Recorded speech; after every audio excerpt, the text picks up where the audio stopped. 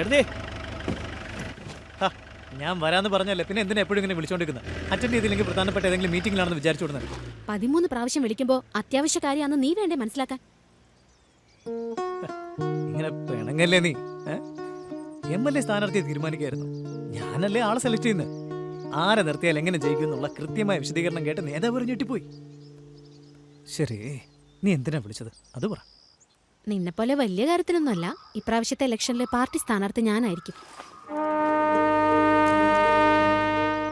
എന്താണ് നീ പറയുന്നത്? സത്യമാണോ? അത് മാത്രമല്ല, ഇലക്ഷൻ കഴിയുന്നതുവരെ ഞാനായിരിക്കും ജില്ലാ പ്രസിഡന്റ്. സത്യമായിട്ടും? എങ്ങനെ ജില്ലാ പോസ്റ്റ് നിനക്ക്? എന്താ അതിനെനിക്ക് യോഗ്യത ഇല്ലാന്ന് പറയാണോ? അല്ല, നിന്റെ പാർട്ടിയിൽ നിറയെ സീനിയേഴ്സ് ഉള്ളതല്ലേ? അതൊക്കെ നിന്റെ പാർട്ടിയിലാ.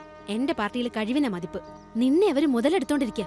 എന്റെ പാർട്ടിയിലേക്ക് വരാൻ എത്ര പ്രാവശ്യം വിളിച്ചതാ, കേക്കില്ല. നോക്ക്, എന്റെ പാർട്ടിയിൽ ആർക്ക് എന്ത് സ്ഥാനം കൊടുക്കണമെന്ന് എന്റെ നേതാവ് തീരുമാനിക്കും. നിങ്ങളുടെ മന്ത്രി കേസിലാവപ്പെട്ട് ആകെ നാണം കെട്ടതുകൊണ്ട് ആ ദേഷ്യത്തിന് നിന്റെ നേതാവ് നിന്നെ പിടിച്ച് സ്ഥാനാർത്ഥിയാക്കിയത്. എങ്ങനെയായാലും സാധിച്ചില്ലേ, അതിൽ നിനക്ക് സന്തോഷം തോന്നില്ലേ? അയ്യോ, അത് എനിക്ക് ഭയങ്കര സന്തോഷം തന്നെ. നീ വന്ന് ഇങ്ങോട്ട് വാ. MLA സ്ഥാനാർത്ഥി ആയതല്ലേ, ഇപ്പൊ ജില്ലാ പ്രസിഡന്റുമാണ്. എന്നെക്കാളും വലിയ പോസ്റ്റിലാണ് നീ ഇപ്പൊ ഇരിക്കുന്നത്. ഇടയ്ക്ക് എന്നെയും കൂടെ ഒന്ന് ഗവനിച്ചാ. നിന്നെ ഗവനിച്ചതൊക്കെ മതി.